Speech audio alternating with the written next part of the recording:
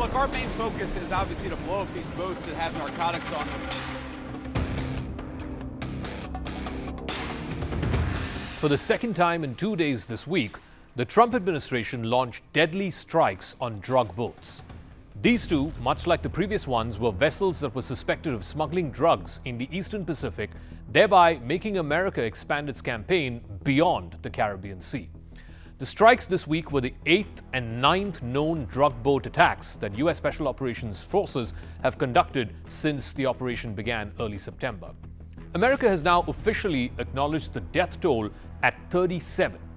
The White House, though, did not provide any geographic details of where these latest strikes happened, beyond saying that the attacks had happened at the Eastern Pacific in international waters.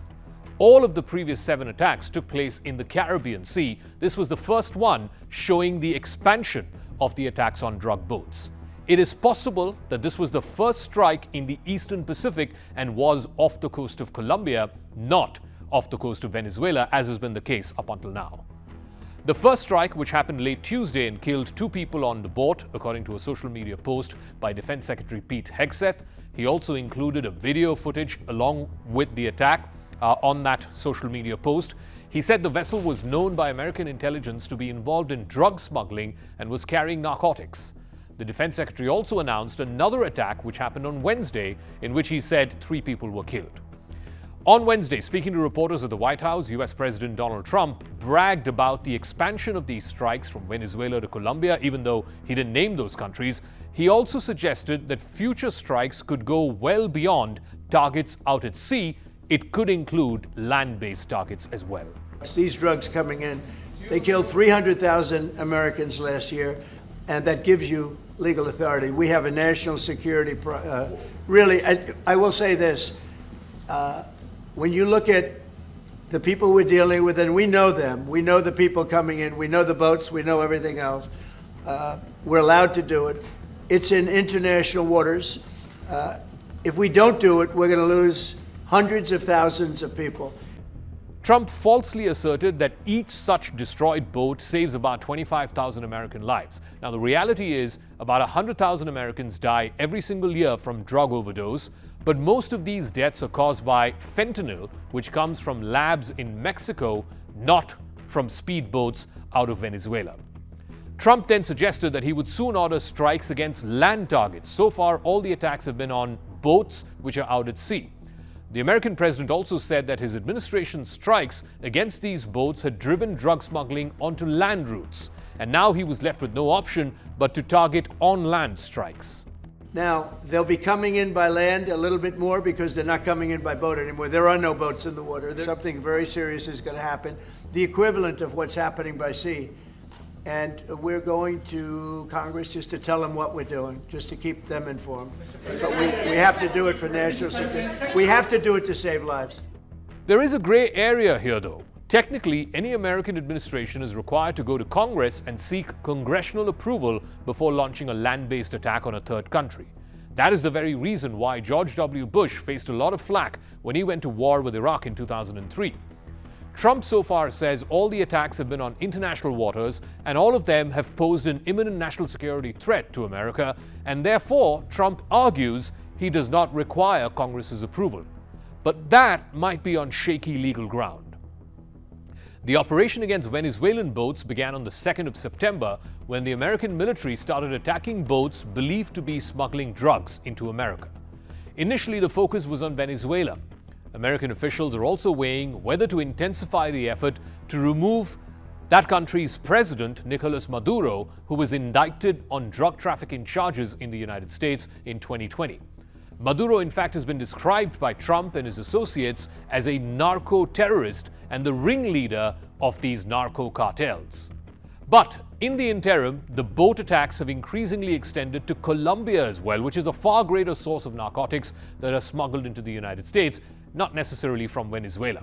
President Gustavo Petro of Colombia has said that several strikes have killed Colombians. He's accused the United States of murder.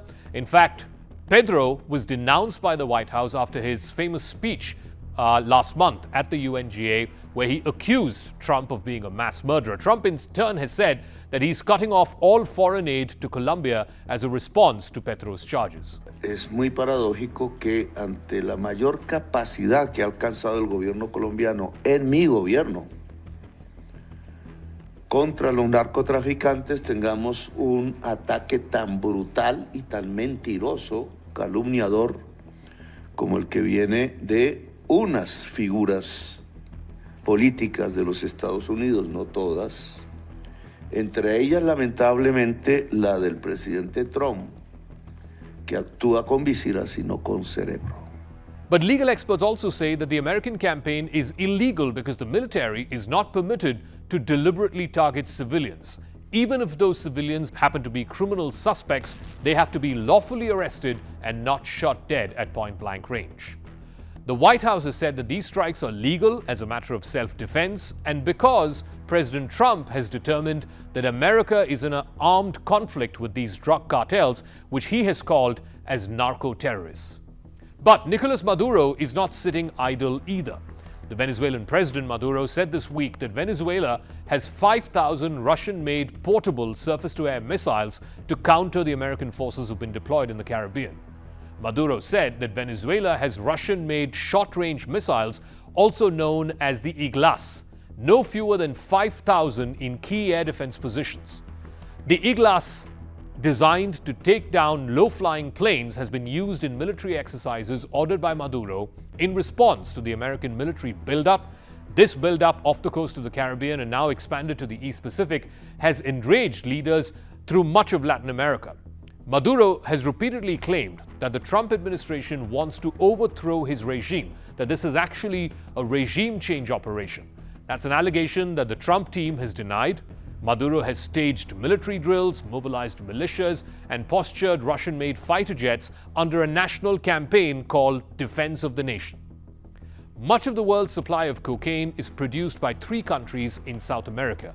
The greatest, though, happens to be from Colombia. It also coincides, this campaign on the war on drugs coincides with Trump's anti-immigrant agenda and the various ICE raids that have been happening in major cities from Los Angeles to Chicago.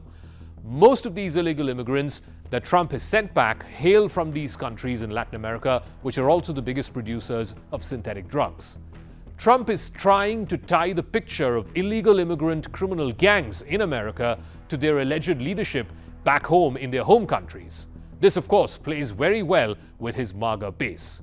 The question that needs to be asked is whether this, A, flouts international law, and B, at what political cost does it come for America's own standing in its own backyard, the Western Hemisphere, and in continental United States.